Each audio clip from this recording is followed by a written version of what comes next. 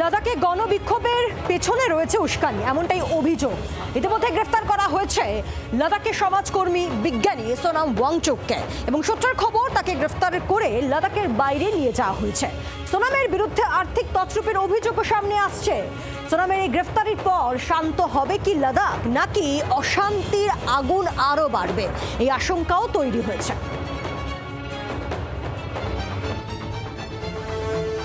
লাদাখকে পূর্ণ রাজ্যের মর্যাদা দিতে হবে। ওই কেন্দ্রশাসিত অঞ্চলটিতে সংবিধানের ষষ্ঠ তফসিল দ্রুত কার্যকর করতে হবে। লাদাখের জন্য পৃথক পাবলিক সার্ভিস কমিশন চালু করতে হবে। এই সব একগুচ্ছ দাবিতে দুদিন আগে উত্তাল হয়েছিল লাদাখ। বিজেপি পার্টি অফিসে ভাঙচুর চলে, তার সামনে দাঁড়িয়ে থাকা একটি সিআরপিএফ এর গাড়িতে আগুন লাগিয়ে দেওয়া হয়। পুলিশের সঙ্গে তুমুল সংঘর্ষ বাধে বিক্ষোভকারীদের। ঘটনায় একাধিক বিক্ষোভকারীর মৃত্যুও হয়েছে বলে খবর। অশান্তির পরেই কংগ্রেসের বিরুদ্ধে ইন্ধনের অভিযোগে সুর চড়ায় বিজেপি, পাল্টা সুর চড়ায় কংগ্রেস।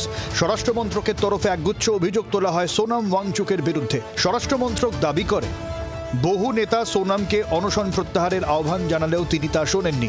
আরব বসন্তের কায়দায় বিক্ষোভে উস্কানি দিয়ে গিয়েছেন। শুধু তাই নয়, নেপালের জেনজি আন্দোলনের উল্লেখ করে জনগণকে বিভ্রান্ত করেছেন। সোনামের উস্কানিমূলক বক্তৃতায় উদ্বুদ্ধ হয়ে একদল জনতা অনশনস্থল ছেড়ে হিংসাত্মক আন্দোলনে যোগ দেন। এটা স্পষ্ট, সোনামের উস্কানিমূলক মন্তব্যের কারণেই জনতা প্রভাবিত হয়েছেন। অর্থাৎ একেবারে সরাসরি অভিযোগ। এরপরে জাতীয় নিরাপত্তা আইনে মামলা রুজু হয় সোনামের বিরুদ্ধে।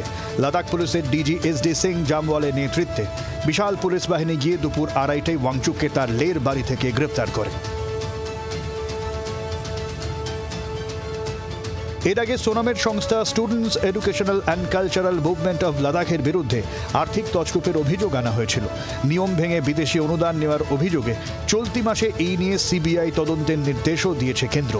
এবার হিংসায় উস্কানির অভিযোগে গ্রেফতার 3 ইডিয়টসের র্যাঞ্চো বা ফংসক ওয়াংরু ওরফে সোনাম ওয়াংচুককে। ব্যুরো রিপোর্ট, জি24 ঘন্টা। বাংলার আওয়াজ, বাঙালির আবেগ, জি24 ঘন্টা।